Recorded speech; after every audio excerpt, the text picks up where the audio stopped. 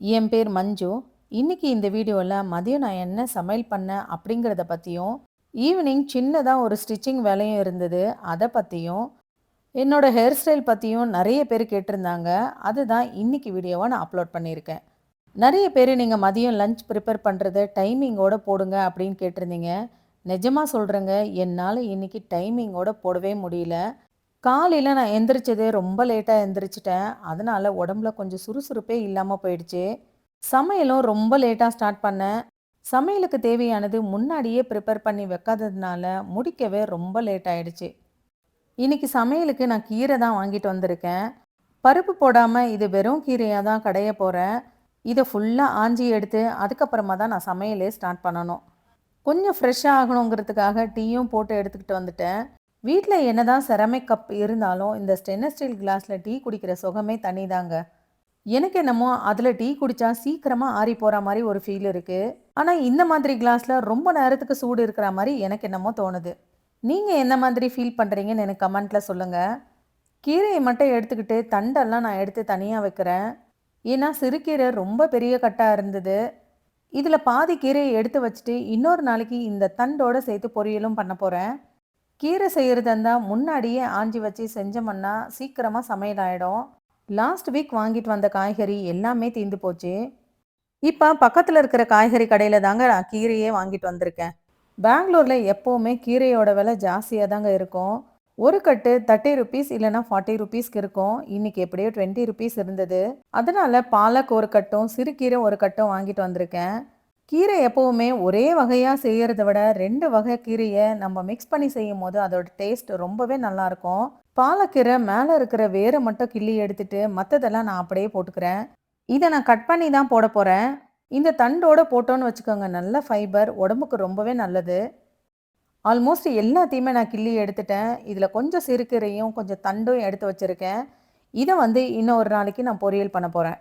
பொரியலுக்கு நான் கொத்தவரங்காய் தான் வாங்கிட்டு வந்திருக்கேன். பொரியலுக்கு தேவையான வேர்க்கடலையும் நான் வறுத்துக்கிறேன். ஃப்ரிட்ஜில் இருந்தது காலி ஆயிடுச்சு, அதனால் புதுசாக தான் நான் வறுக்கிறேன். இது கூடவே ஒரு 4 காஞ்ச மிளகாயும் போட்டு வறுத்து எடுத்துக்கிறேன். இன்னைக்கு எல்லாமே லேட்டாக சமைக்கிற மாதிரி தாங்க சமையல். கீரையும் ஆஞ்சி எடுக்கணும், கொத்தவரங்காய் கட் பண்ணி எடுக்கிறதும் லேட்டு, அதே மாதிரி அதுக்கு தேவையான வேர்க்கடலையை வறுத்து பொடி பண்ணுறதுக்கும் லேட்டு. தக்காளி அலசி வச்சுருந்தேன், இது எடுத்து நான் ஃப்ரிட்ஜில் வச்சிடுறேன். அதுக்கப்புறமா நம்ம ஆஞ்சி வச்ச கீரையை நல்லா அலசி எடுத்துக்கலாம். ஃபஸ்ட் டைம் கீரை அலசும் போது இதில் நல்லா 2 கை அளவுக்கு கல் உப்பு போட்டுட்டு தண்ணியில் அப்படியே விட்டுருவேன். ஒரு 5 மினிட்ஸ் கழிச்சு அப்புறமா தான் இதை அலசுவேன். 2 முறை கீரை அலசி எடுத்துட்டு கட் பண்ண பிறகு மறுபடியும் இன்னொரு முறை அலசி எடுத்துருவேன். ஏன்னா இப்போ மழை அதிகமாக பெஞ்சிட்டு இருக்கிறதுனால மண் அதிகமாக கீரையில் இருக்குது, அதனால தான். கொத்தவரங்காயும் நான் அலசிட்டு தான் கட் பண்ண போகிறேன்.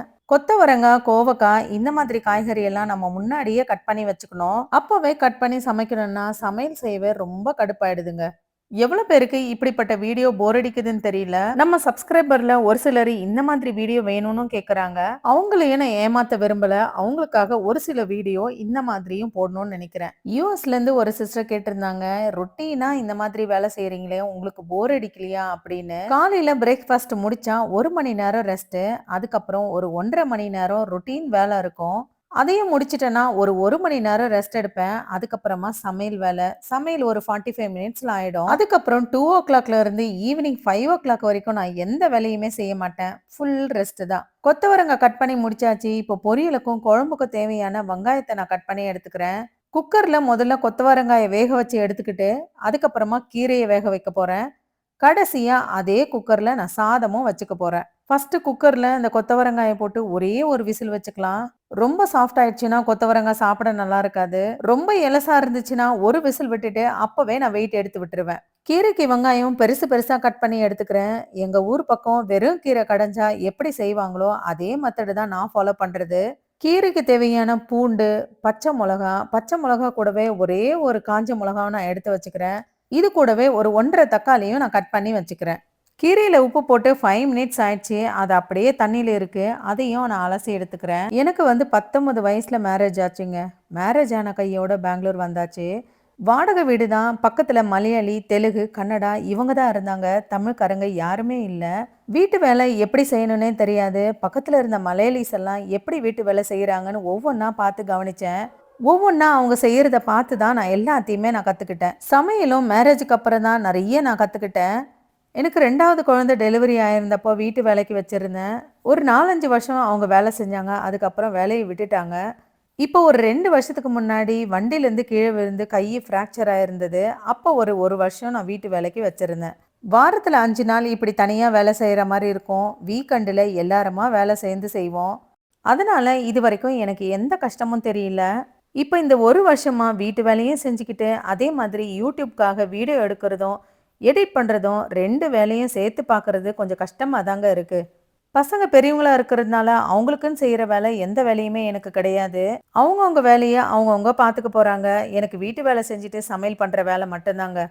வீட்ல வர்றது காவேரி தண்ணி, அது என்ன மாதிரி இருக்கும்னு தெரியல. அதனால 3வது டைமா நான் அலசுறது ஃபில்டர் தண்ணியில அலசி, தண்ணி ட்ரெயின் ஆவறதுக்காக ட்ரெய்னர்ல நான் போட்டு வச்சுக்கிறேன். எப்பவுமே கீரை அலசின பிறகு இந்த மாதிரி ஒரு ட்ரெய்னர்ல போட்டு வச்சுருங்க. அதுல இருக்கிற தண்ணி எல்லாம் ட்ரெயின் ஆன பிறகு அப்புறமா சமையல் பண்ணுங்க. குக்கர்ல போட்டிருந்த காய் வெந்துருச்சு. இதை எடுத்து ஒரு பவுல்ல ட்ரான்ஸ்ஃபர் பண்ணிக்கலாம். இப்ப இதே குக்கர்ல நான் வந்து கீரைய தாளிக்க போறேன். கொஞ்சமா எண்ணெய் சேர்த்துக்கிறேன். இதுல காஞ்ச மிளகா முதல்ல போட்டுக்கிறேன். அதுக்கப்புறமா வெங்காயம். வெங்காயம் நல்லா வதங்கின பிறகு அதுக்கப்புறமா நான் பச்சை மிளகா சேர்த்துக்கிறேன். கொஞ்சம் மஞ்சள் பொடி, அதுக்கப்புறமா தக்காளி, பூண்டு இது எல்லாத்தையுமே சேர்த்து நல்லா வதக்கிக்கிறேன். இது எல்லாமே வதங்கின பிறகு கொஞ்சமா தண்ணி விட்டுக்கலாம். இந்த தண்ணி நல்லா கொதிக்கணும். கொதிச்ச பிறகுதான் நம்ம கீரையை போடணும். பச்சை தண்ணியிலேயே கீரை போட்டோம்னு வச்சுக்கோங்க, அந்த கீரையோட கலர் மாறிடும். நல்லா கொதிச்ச பிறகு போட்டோம்னா அந்த கீரையோட கலர் மாறவே மாறாது.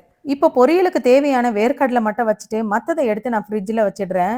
தண்ணி நல்லா கொதிச்ச பிறகு அப்படியே ஓப்பன் பண்ணி வேக வச்சா இன்னும் நல்லது தான். எனக்கு வந்து டைம் இல்லை, அதனால இன்னைக்கு குக்கரில் மூடி போட்டு அப்படியே ஒரு விசில் வச்சுக்க போகிறேன். இந்த கீரைக்கு தேவையான புளியும் நான் இதிலேயே சேர்த்துக்கிறேன். கீரை கொஞ்சம் சூடேறி வதங்கின பிறகு இதை மூடி போட்டு அப்படியே ஒரே ஒரு விசில் விட்டு எடுத்துக்கிறேன். அவ்வளோதாங்க. இது வந்து விசில் வந்துருச்சுன்னா இதை கடைஞ்சி எடுத்து தாளிச்சோம்னா கீரை வேலை முடிஞ்சு போச்சு. இப்போ வந்து நான் பொரியல் தாளிச்சிக்கிறேன்.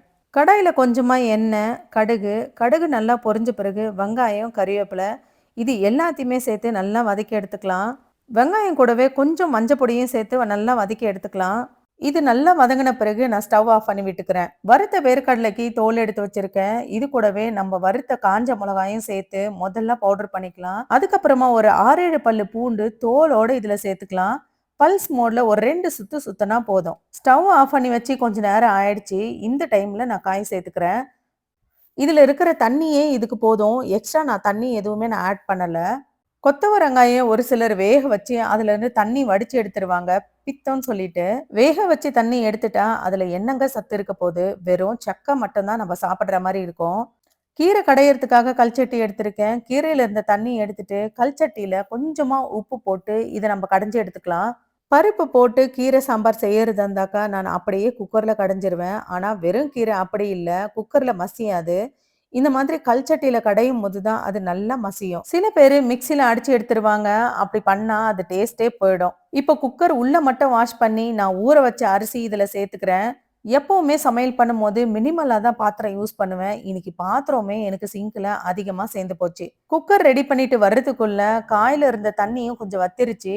இந்த ஸ்டேஜ்ல நம்ம வந்து வறுத்து பொடி பண்ணி வச்சிருக்கிற பொடியை இதுல நம்ம சேர்த்துக்கலாம். தண்ணி ரொம்ப ட்ரை ஆன பிறகு சேர்க்க கூடாது. கொஞ்சம் தண்ணி இருக்கணும். அந்த மாதிரி ஸ்டேஜ்ல தான் இதை நம்ம சேர்க்கணும். பொடி சேர்த்த உடனே அதுல இருக்கிற தண்ணி எல்லாமே அப்சர்வ் பண்ணிடும். ஒரு 1 மினிட்லயே நமக்கு கரெக்டான பதத்துல பொரியல் ரெடி ஆயிடும். ஸ்டவ் மேல அது அப்படியே ஒரு 2 நிமிஷம் இருக்கட்டும். அதுக்குள்ள நம்ம கீரையில உப்பு போட்டு நல்லா கடைஞ்சி எடுத்துக்கலாம். நான் அப்படியே கவுண்டர் டாப்லயே கடையலான்னு நினைச்சேன். என்னால முடியல. நான் கீழே வச்சு கடைஞ்சி எடுத்துக்கிறேன். யாரெல்லாம் கீரை கடையறதுக்கு இந்த மாதிரி கல்சட்டி யூஸ் பண்றீங்கன்னு சொல்லுங்க. எங்க ஊர் பக்கம் இதுல தான் கடைஞ்சி நாங்க செய்வோம். கல்சட்டிக்கு அடியில பாத்தீங்கன்னா குட்டி குட்டி கல்லு வந்து புதைச்சு வச்சிருப்பாங்க. ஸ்டவ் மேல இருக்கிற காயும் நான் எடுத்து வச்சிடுறேன். ரெடி ஆயிடுச்சு. இதுக்கப்புறமா கடைஞ்ச கீரையை ஒரு பாத்திரத்துல மாத்திக்கிறேன். எக்ஸ்ட்ரா தண்ணி நம்ம எடுத்து வச்சிருந்தோம் இல்லையா, அதையும் இந்த பருப்பு சட்டியிலே ஊத்தி சும்மா ஒரு 2 சுத்தி சுத்தி இந்த கீரையிலே ஊத்திக்கலாம். அவ்வளவுதான், குழம்பும் ரெடி ஆயிடுச்சு. இதை நம்ம தாளிச்சு கொட்டணும், அவ்வளவுதான். எல்லாமே கீரையில சேர்த்தாச்சு. இதுக்கு வந்து இப்போ நான் எண்ணெய், கடுகு கடுகு வெடிச்ச உடனே ஒரு 5, 6 காஞ்ச மிளகா சேர்த்து இதை எடுத்து அப்படியே கீரையில நான் கொட்டிட போறேன். பக்கம் சாதமும் விசில் வந்துருச்சு. அதையும் நான் எடுத்து வச்சுட்டேன். கீரையும் நம்ம தாளிச்சு இதுல எடுத்து கொட்டியாச்சு. இதையும் நம்ம எடுத்து வச்சிடலாம். அவ்வளவுதான், என்னோட சமையல் வேலை முடிஞ்சு போச்சு. இதுக்கு மேல கவுண்டர் டாப் கிளீன் பண்ணி பாத்திரத்தை கழுவிட்டாக்கா என்னோட கிச்சன் வேலை முடிஞ்சது. சமையல் பண்ணும்போது எவ்வளோ பாத்திரம் இருக்கோ, அத வந்து கிச்சன் உள்ளேயே நான் தேய்ச்சுப்பேன். மத்த டைம்ல வெளிய யூட்டிலிட்டில இருக்கிற சிங்க்ல தாங்க நான் பாத்திரமே தேய்ப்பேன். ஸ்டவ்வோட ஸ்டாண்டு ஒரு 5, 6 நாள் ஆயிருக்கும். நான் இத தேய்க்கவே இல்ல. ஓரங்கள் எல்லாம் பாத்தீங்களா, நெறைய எண்ணெய் படிஞ்சிருந்தது. இத வந்து லைட்டா நான் கத்தியில சொரண்டி எடுத்துக்கிறேன். ஓரத்துல இருக்கிற எண்ணெய் பிசுக்கு என்னதான் நம்ம ஸ்காட்ச் பிரைட்ல தேய்ச்சாலும் போறதில்ல. இந்த மாதிரி கத்தியில சொரண்டி எடுத்தா மட்டும் தாங்க எனக்கு போகுது. சமையல் பண்ணி முடிச்ச உடனே ஒவ்வொரு நாளைக்கு ஒரு ஒரு வேலை செஞ்சோன்னு வச்சுக்கோங்க. இதுக்குன்னு தனியா நம்ம டைம் ஸ்பெண்ட் பண்ண வேண்டியதில்ல. நான் வந்து ஒரு நாளைக்கு ஸ்டாண்டு கழுவுவேன். இன்னொரு நாளைக்கு பர்னர் கழுவிடுவேன். இன்னொரு நாளைக்கு கிச்சன்ல பாத்திரம் தேய்ச்சு போடுற டப்பு ஒரு நாள் தேய்ச்சு எடுத்துருவேன். பாருங்க இதுல நான் தேய்ச்சு எடுத்தது எவ்ளோ வந்திருக்குன்னு. ஸ்டாண்டு லைட்டா சூடா இருக்கணும். அந்த மாதிரி சமயத்துல தேய்ச்சு எடுத்தா மட்டும் தான் ஈஸியா இது வரும். கடைசியா ஸ்க்ரப்பர் வச்சு தேய்ச்சு வாஷ் பண்ணி எடுத்துக்கிறேன். ஸ்டவ்வும் நான் ஆல்ரெடி தொடச்சு வச்சுட்டேன். கடைசியா சிங்க சுத்தி இருக்கிற டைல்ஸ் எல்லாம் வாஷ் பண்ணிட்டு, சிங்க்கும் நான் வாஷ் பண்ணிடுறேன். அவ்வளோதாங்க என்னோட கிச்சன் வேலை முடிஞ்சு போச்சு. மதியம் லஞ்சுக்கு சாப்பிடுறதுக்கு உள்ள வருவேன். அதோட ஈவினிங் 5 மணிக்கு மேல தாங்க மறுபடியும் எனக்கு கிச்சன்ல வேலை. என்னோட வார்ட்ரோப் ஆர்கனைசிங் வீடியோல நான் சொல்லியிருப்பேன். எனக்கு போர் அடிச்சா இந்த ட்ரெஸ்ஸுங்க கிட்ட தான் வந்து உட்காந்துப்பேன்னு. எந்தெந்த ட்ரெஸ் லூஸா இருக்கோ அதெல்லாமே டைட் பண்ற வேலை தான். நிறைய ட்ரெஸ் முதுகுல தான் லூஸா இருக்கும். எந்தெந்த ட்ரெஸ் லூஸா இருக்கோ அதெல்லாமே எடுத்து போட்டு பார்ப்பேன். அதை எல்லாமே ஸ்டிச் பண்ணிக்கிட்டு உட்காந்துக்கிட்டு இருப்பேன். இன்னைக்கு இந்த ஒரு ட்ரெஸ் மட்டும் தான் ஸ்டிச் பண்ண போறேன். இது முதுகுல வந்து ரொம்ப லூஸு. ஏற்கனவே ஸ்டிச் பண்ணியும் வச்சிருந்தேன். இருந்துமே இது ரொம்ப லூஸா இருந்தது. அதனால இத போடுறதே இல்ல. மேரேஜுக்கு முன்னாடி நான் டைலரிங் கிளாஸ் போயிருக்கேன். மேரேஜுக்கு அப்புறம் டச் விட்டு போச்சு. இப்போ மிஷின்லலாம் உட்காந்து தைக்கிற அளவுக்கு எனக்கு அந்த அளவுக்கு பேஷன்ஸே இருக்கிறதில்ல. வீட்ல என்ன ட்ரெஸ் இருக்கோ அத ஆல்ட்ரேஷன் பண்றது, ஸ்லீவ்ஸ் ஜாயின் பண்றது, என் பொண்ணுக்கு செமி ஸ்டிச்ல இருக்கிற ஸ்கர்ட் வாங்குனாக்கா அத தச்சு குடுக்குறது. இந்த மாதிரி வேலைகள் மட்டும் தாங்க நான் மிஷின்ல பார்க்குறேன். நம்ம வாங்குற பிராண்ட் ஒவ்வொன்னும் ஒரு ஒரு மாதிரி இருக்கும். ஃப்ரண்ட்ல கரெக்ட்டா இருக்கும். பேக்ல பார்த்தீங்கன்னா லூஸா இருக்கும். இப்படி லூஸா இருக்கிற ட்ரெஸ் நீங்க என்னதான் காஸ்ட்லி ட்ரெஸ் போட்டாலும் கரெக்ட்டான ஷேப் இல்லன்னு வச்சுக்கோங்க. அதோட லுக்கே ஸ்பாயில் ஆயிடுங்க. ஃப்ரீயா இருக்கிற டைம்ல இந்த மாதிரி மிஷின்ல வந்து உட்காந்துருவேன். எந்தெந்த ட்ரெஸ் முதுகுல லூஸா இருக்கோ அது எல்லாமே ஆல்டர் பண்ணுவேன். ட்ரெஸ்ஸ போட்டு பார்த்து மிரர்ல பார்ப்பேன். மறுபடியும் லூஸா இருந்துச்சா, மறுபடியும் வந்து தைப்பேன். நீங்க வாங்குற ட்ரெஸ் கரெக்ட்டான ஷேப் இல்லன்னா, டெய்லர் ஷாப்ல குடுத்து முதுகுல 2 டாட் புடிச்சு குடுக்க சொல்லி சொல்லுங்க. ட்ரெஸ் லூஸா இருந்தா இடுப்புல புடிக்கிறத விட பேக்ல 2 டாட் குடுத்தோம்னு வச்சுக்கோங்க. பெர்ஃபெக்ட்டா ஷேப் வருங்க. நெறைய பேரு என்னோட ஹேர் ஸ்டைல் பத்தி கேட்டிருந்தீங்க. இப்ப நான் ஹேர் வாஷ் பண்ணிட்டு வந்திருக்கேன். ஒரு 75% ஹேர் ட்ரை ஆன பிறகு இதுல நான் லைட்டா சீரம் போட்டுக்கிறேன். நான் யூஸ் பண்றது லாரியல் சீரம் தான். ரூட்ல படாம கீழ இருக்கிற முடிக்கு மட்டும் நம்ம அப்ளை பண்ணணும். அப்ளை பண்ண பிறகு முடிய நல்லா கையில மடிச்சு விட்டுக்கிட்டு நல்லா அழுத்தி அழுத்தி அப்படியே அழுத்தி விடுறேன். ஆல்ரெடி என்னோட ஹேர் கர்லி ஹேர் தான். இருந்தாலும் நம்ம சீரம் தடவுன பிறகு இப்படி அழுத்தி விட்டோம்னு வச்சுக்கோங்க. காஞ்ச பிறகு அப்படியே நல்லா கர்ல் ஆயிடும். ஃபுல்லு வந்து ட்ரை ஆன பிறகு பண்ணக்கூடாது. லைட்டா அப்படி வெட்டா இருக்கும் போதே நம்ம பண்ணணும். முடி கட்டிங் பண்றதுலயும் ஒரு டிப்ஸ் உங்களுக்கு நான் சொல்றேன். நான் வந்து இப்போ ஒரு 4, 5 மாசம் ஆச்சு கட்டிங் பண்ணி. 6 மாசத்துக்கு ஒரு முறை கட்டிங் பண்ணிடுவேன். என்னோட ஹேர் கட் பார்த்தீங்கன்னா, எப்பவுமே எனக்கு ஸ்டெப் கட் தான் நான் பண்ணுவேன். ஃபர்ஸ்ட்டு நான் பார்லர்ல தான் கட் பண்ணிக்கிட்டு இருந்தேன். அது எனக்கு செட் ஆகல. இப்ப வந்து நான் சலூன்ல தான் கட் பண்றேன். ஸ்டெப் கட் பண்ணும்போது ஒரு 3, 4 ஸ்டெப் வர்ற மாதிரி ஹேர் கட் பண்ண சொல்லுங்க. அது மட்டும் இல்லாம நெறைய வால்யூம் வர்ற மாதிரியும் கட்டிங் பண்ண சொல்லுங்க. நெறைய வால்யூம் இருக்கிற மாரி கட் பண்ணாங்கன்னு வச்சுக்கோங்க, ஹேர் வந்து நல்லா பவுன்ஸியா இருக்கிற மாரி தெரியும். என்னோட ஹேர் ஸ்டைல்ன்னு பார்த்தீங்கன்னா, ஒண்ணு லூஸ் ஹேர் விடுவேன். இல்லனாக்கா 2 பக்கம் கொஞ்சம் கொஞ்சமா முடி எடுத்து இப்படி மேல தூக்கி கிளிப் போடுவேன். மொத்த முடியும் சேர்த்து கிளிப் போடக்கூடாது. மேல இருக்கிற கொஞ்சம் முடிக்கு மட்டும் கிளிப் போடணும். கீழ இருக்கிற முடி அப்படியே தான் இருக்கணும். கிளிப் போட்ட பிறகு தலைமுடி கிரேப்ஸ பஞ்ச்சா கையில பிடிச்சு தூக்குனா எப்படி இருக்கணுமோ, அந்த மாதிரி இருக்கணும் முடியோட ஷேப்பு. கொஞ்சம் இன்னும் வெட்டா இருக்கு. அதனால அந்த அளவுக்கு கர்லி தெரியல. இதுவே ஆறுன பிறகு பார்த்தீங்கன்னா, நல்லா கர்ல் ஆயிடும். சீரம் அப்ளை பண்றதுக்கு முன்னாடியே நான் தலைய கோம்ப் பண்ணிட்டேன். என்னோட முடியில சிக்குன்றதே இருக்காது. ஒரு முறை கோம்ப் பண்ணிட்டேன்னா போதும். சீரம் தடவுன பிறகு நான் வந்து மறுபடியும் கோம்ப் பண்ண மாட்டேன்.